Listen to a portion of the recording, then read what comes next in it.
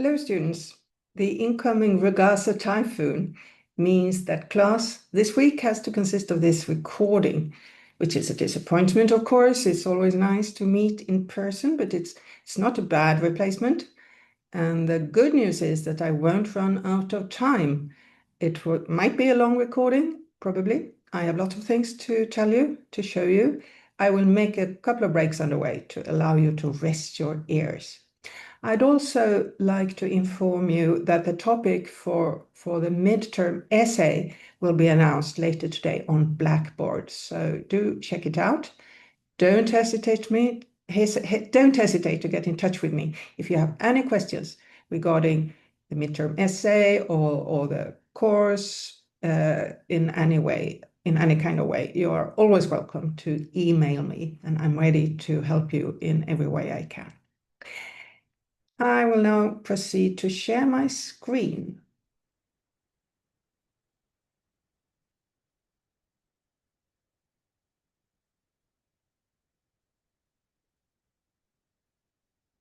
There we go. Last week's class was thematically quite coherent, you could say. The historical and cultural context was the Roman Empire in late antiquity. Geographically, we stayed in the Mediterranean and the Middle East. But this week's class, it spans wider.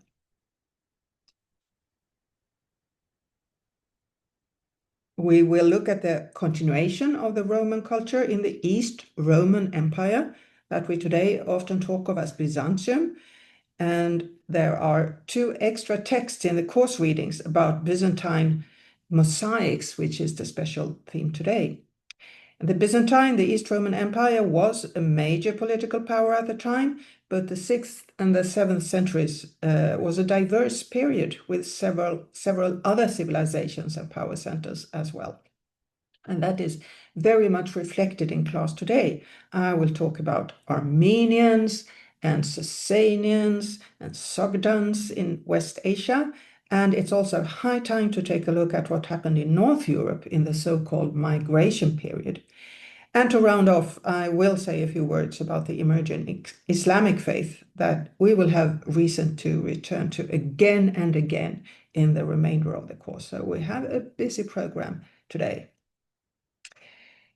Now, to repeat, in 324, Emperor Constantine I had moved the capital of the Roman Empire to the town Byzantion in modern-day Turkey. He renamed it Constantinople after himself. In 380, Christianity was proclaimed the official state religion of the Roman Empire. And then in 395, the Roman Empire split permanently in 2.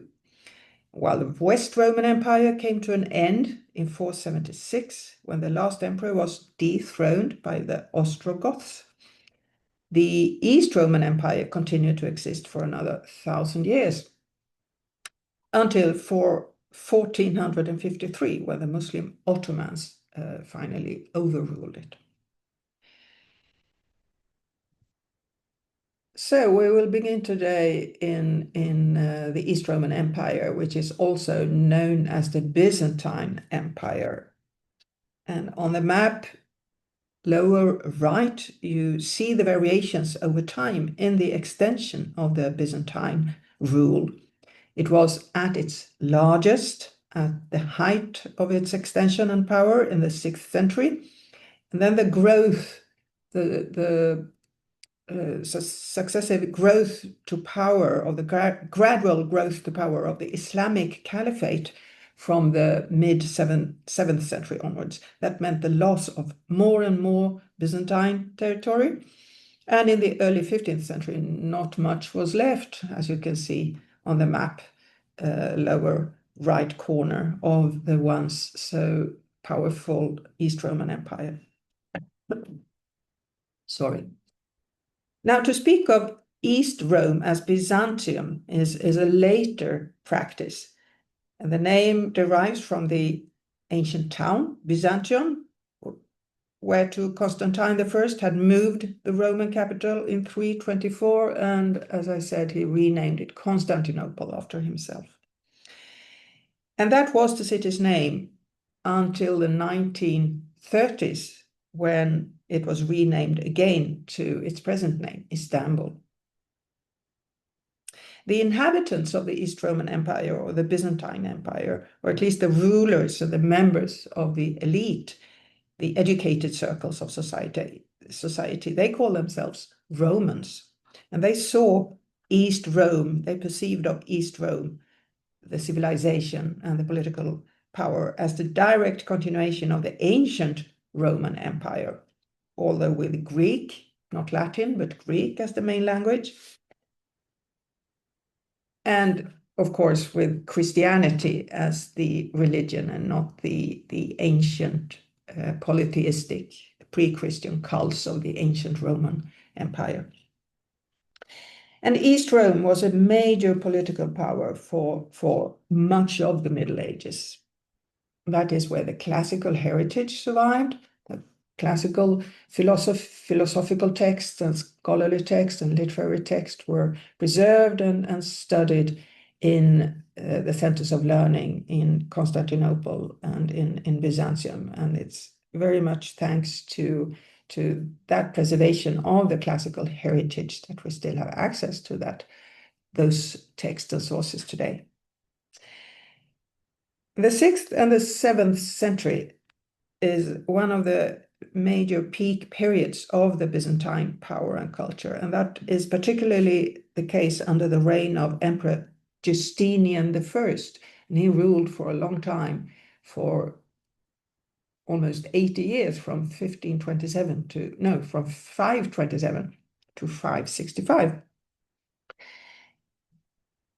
And this is Justinian on a mosaic panel in the San Vitale Church in Ravenna in Italy.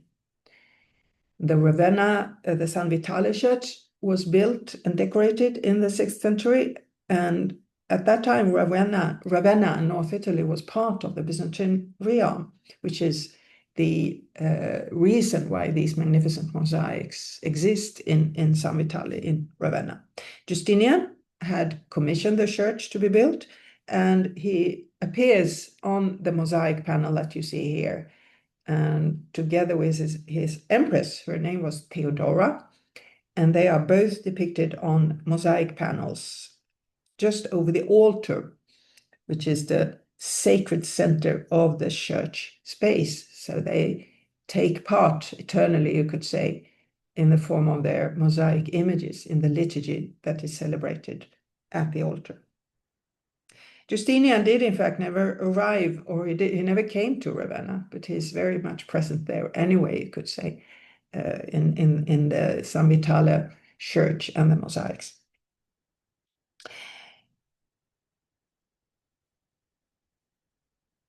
This is the ground plan of San Vitale Church. You recognize the octagonal plan of the building. We've seen that several times already. This kind of octagonal centrally planned structure is associated, I've said that before, with baptisteries, but also with tomb structures, such as the Holy Sepulchre in Jerusalem. And San Vitale in Ravenna is also a kind of grave or tomb building because it's dedicated to a saint, Vitalis, and he was killed for his faith on the spot where the church was later built. In the main textbook of this course, the Art and Architecture of the Middle Ages, the authors draw attention to a very interesting feature, which is that the entrance hall, which is called narthex on the plan on the slide here, the narthex, the entrance hall, joins the actual church or the main church building diagonally, not at a straight angle as you would expect. And these kinds of seeming anomalies are often explained by art historians and historians of architecture. They are explained as the result of practical constraints, that the shape of the available building site made this anomaly necessary. But the authors, Kasky and Cohen and Safran, the authors of the textbook, they point, I find it very interesting that they point out that this diagonal joining of the narthex to the main church structure makes it possible to separate the entrances to the church. So the entrance through the north door, number 1 on the plan here, leads straight to the altar in the apse. So this was the entrance of the priests, the clergy, who performed the liturgical ceremonies at the altar. Meanwhile, the entrance through the south door, named with the number 2 on the plan, it leads to the surrounding space, the aisle, the ambulatory that encircles this central space of the room. It looks like this when you enter the church. So this is the place of the congregation. This is yet an example of the hierarchy of sacred space that I have been talking about several times already. The church interior is divided into separate zones for different categories of users. The celebrating priests who have access to the chancel and the altar in the apse on the one hand, and the attending lay participants on the other hand, whose access is limited to the ambulatory, the aisle surrounding the central space, the nave. Now, liturgy is a word that is mentioned frequently in the text. You may not be entirely familiar with it, so I thought I should explain what it means. Liturgy is public rituals and ceremonies that are formally prescribed and performed in religious worship. Not only in Christian worship, you can also speak of Jewish liturgy, Islamic liturgy. In Christian liturgy, it is the Mass, the Eucharistic celebration, that is the central ritual. So to say a prayer all by yourself, that's not strictly liturgy, but to celebrate Mass is a liturgical performance because it's formally prescribed and publicly performed in religious worship. And these mosaics in San Vitale Church in Ravenna, with Justinian and Theodora and their attending courtiers, they show a liturgical celebration because the emperor and the empress are depicted leading religious processions to the altar in the actual church space. You remember that the panels are they are placed on each side of the altar in the apse of the San Vitale sanctuary. And there we go. And the emperor, Justinian, he's holding a paten. The paten is the dish or the plate where the bread that is transformed into the body of Christ is placed. While Theodora is holding a chalice for the wine that is transformed in the consecration to the blood of Christ. So these are Eucharistic vessels. The paten and the chalice are Eucharistic vessels for the most important part of Christian liturgy, the consumption of the transformed bread and wine. And it's all very dignified and otherworldly. The figures are shown frontally. They stand motionless with solemn faces. They look straight at us with this intense and dark gaze that is very typical of Byzantine art. They address us. The point is that we all partake in the liturgical celebration. Also, we, the beholders in the actual church, the distribution of God's grace, that's the meaning of the Eucharist. It concerns all of us, not just Justinian and Theodora and their companions on the mosaic panels. The figures stand out against a golden background. There are no shadows as there is in real life. So in a sense, they are no longer on earth, but in a heavenly space that opens towards our own reality when Mass is celebrated. Now, the course readings for this class consists of, in addition to the main chapter, two shorter texts. The one by Sarah Bassett, Style and Meaning in the Imperial Panels at San Vitale, is about these two panels with Justinian and Theodora. And Sarah Bassett, she employs the system of classical rhetorics, the art of speaking well and with persuasion, to interpret the formal language of the two mosaic panels. It's a challenging text. I realized that when I reread it. If you're familiar with classical rhetorics, you'll find it, I hope, interesting. But if you're not, it may be a bit too demanding. So reading Bassett's article is optional. Don't put too much effort into it, I would say. The second article by Judith Herrin is a very brief overview over the Ravenna mosaics, not just those mosaics in the San Vitale church, but of other sites in Ravenna as well.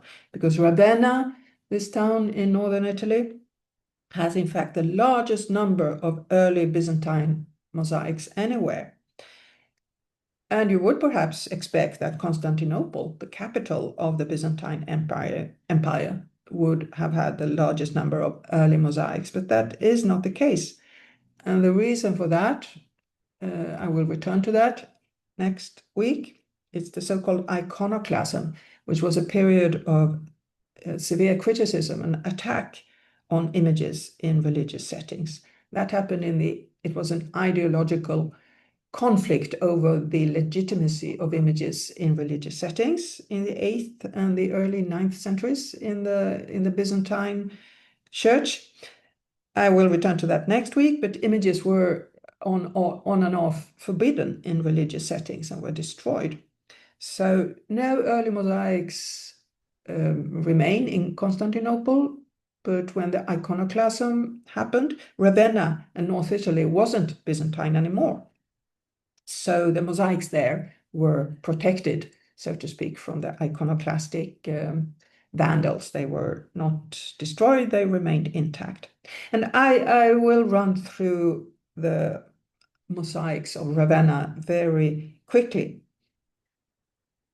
The following slides are illustrations to the text by Judith Herrin on the Ravenna mosaics. And you can go to the gallery of the Art and Architecture of the Middle Ages website, the website that belongs to the textbook. Go to the gallery for more pictures and texts on each monument.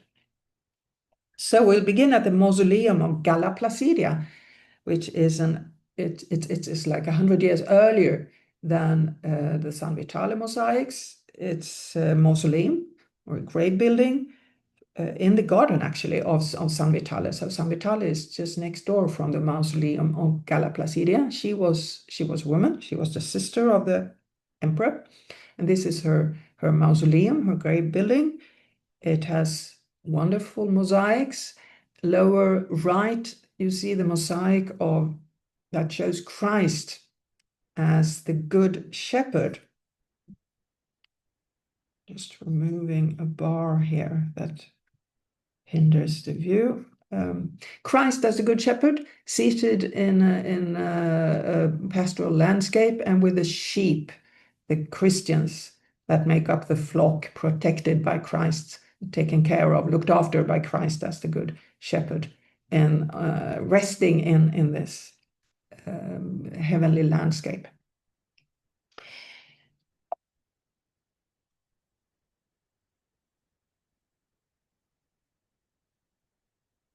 Next is a baptistery, the Orthodox baptistery of Ravenna. And it's a uniquely well-preserved early medieval baptistery. It's octagonal, as you would expect, and it has a sumptuous interior. It's decorated in several horizontal registers. Between the windows are reliefs, stucco reliefs. It's quite unusual in an East Roman Byzantine setting with the plastic three-dimensional reliefs, because most Byzantine art is two-dimensional, surface bound. But here in the Orthodox baptistery, Between the windows are reliefs of Old Testament prophets, and then above them, mosaics showing the 12 apostles. So the effect is that of an increasing dematerialization from the three-dimensional tangibility of the prophets, the stucco reliefs, to the surface-bound two-dimensionality of the apostles. They are less real, less connected to the physical world, more part of the supernatural heavenly reality. So it's a mediated distinction between levels of reality that is acted out in the use of artistic material, which is fascinating. And next is another baptistery, is the Arian baptistery of Ravenna. It was commissioned by the Ostrogothic king. The Ostrogoths for a while ruled Ravenna, had the power in Ravenna. That was before Justinian the First conquered Ravenna from the Ostrogoths. King Theodoric, he followed a variety of Christianity that was called Arianism, and it was declared a heresy, had been declared a heresy in the early 4th century, but the Ostrogoths, they kept to their Arianism, and the Arianists held the view that Christ is divine, but he was created by the Father, and he was therefore inferior to the Father. There was a distinction in divinity between God the Father and Christ, because Christ had been created by God the Father. And this mosaic in the dome, the cupola of the Arian baptistery, shows the baptism of Christ. Is John the Baptist to the right, who's baptizing Christ in the river Jordan, and the elderly bearded man to the left is a personification, a symbol of the river Jordan. It's a classical tradition to show elements of nature in the form of personifications, in this case the river Jordan as an elderly man, bearded man, and then Christ in the middle as a young man. His youthful appearance supports the Arian Christians' belief that Christ was different from God and in a way secondary. So the belief of Orthodox Christianity is that Christ was not created by the Father. Christ has always existed in the Father and is equally divine. There is no distinction in divinity between the two. Yet a magnificent ensemble of mosaics in Ravenna in the church San Apollinare Nuovo, also commissioned by Theodoric in the early 6th century. And there were mosaics with the Arian Christian symbolic message, but these were removed later and replaced by the present mosaics that show male and female martyrs that march in procession towards the apse where once the Virgin and Christ child has been visible. And there is another portrait of Justinian. He is older this time. It's just a couple of years before he died. He was 80, I think, when he died, and this is the mosaic is from a few years before. So we see him. It's quite a realistic representation of an elderly emperor, but still very powerful with this intense Byzantine gaze looking straight at us. This is a church that is dedicated to the same saint as the previous one, Santa Apollinare in Classe, which is just outside Ravenna. It was built during the reign of Justinian I.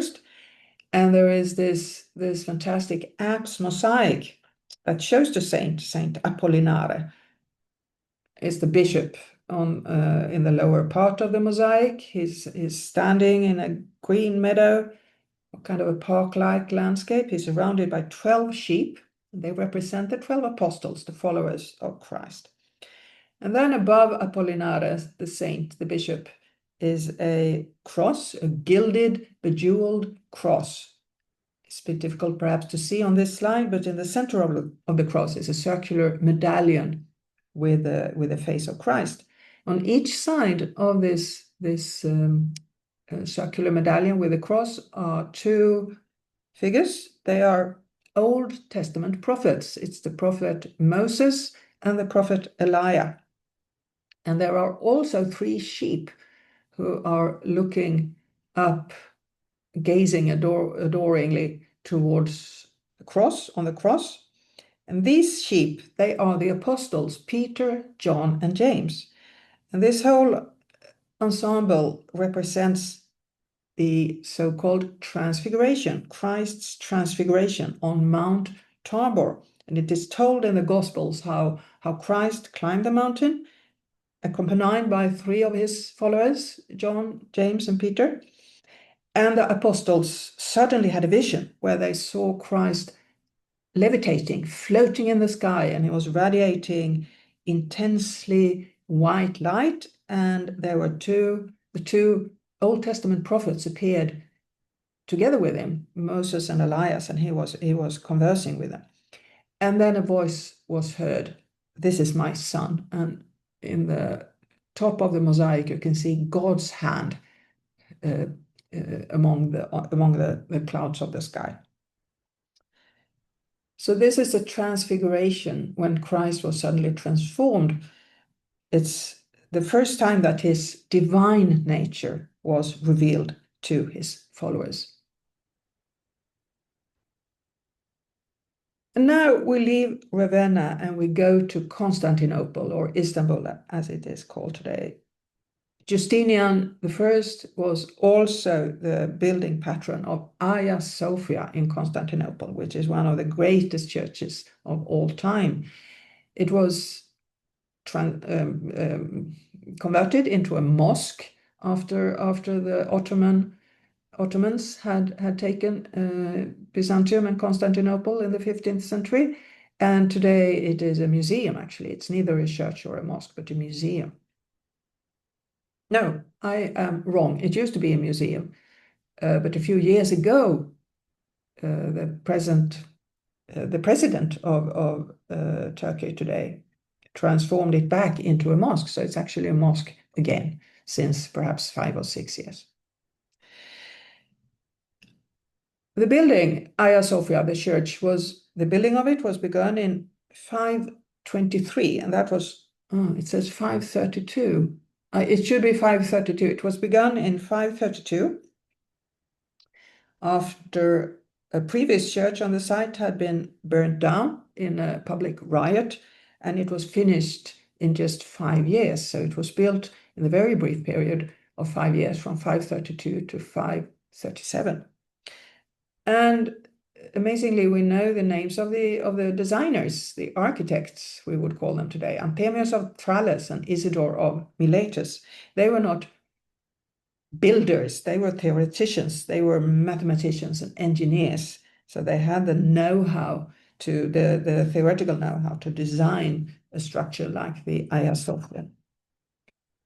And this is the ground plan of Hagia Sophia. It almost gives the impression of a centrally planned structure, a square, but it isn't entirely square. The structure is slightly longer than it's wide, and the central space, the nave, is also longitudinal and looks in the direction of the apse, which is to the left on the plan here, the apse with the main altar in the east end of Hagia Sophia. And this central space is crowned by this magnificent dome, truly magnificent dome. It was the largest dome that was built for 1,000 years. The original dome collapsed after, well, some 20 years. So it had to be replaced by a second, slightly higher dome that carried the weight better than the original one did. So the present dome has a diameter of 31 meters, which is 102 feet, and its height is 55 meters, or 182 feet and 5 inches. It was the largest cupola, largest dome in the world until the dome of the Florence Cathedral surpassed it in 1436. So for 900 years, this was the largest dome that had ever been built. And the impression of the interior of Hagia Sophia is completely overwhelming. It still is.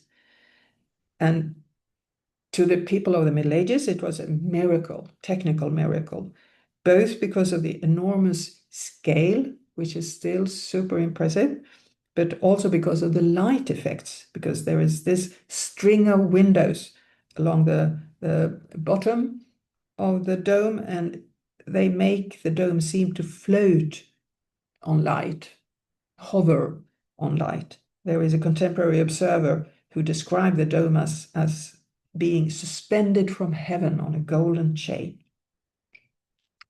And you have a vivid description of the interior of Hagia Sophia in your textbook, including how the thousands of square meters of mosaic made the whole room seem as if it was swathed in gold and silk. I have included here a graphic print from the mid-19th century that I think gives a nice impression of the splendor of the interior of Hagia Sophia. And I will have the Hagia Sophia is a catalog of mosaics from different parts of the Byzantine era. They are covered up today because it has been transformed, as I said, from a museum back to a mosque by Erdogan, the Turkish president.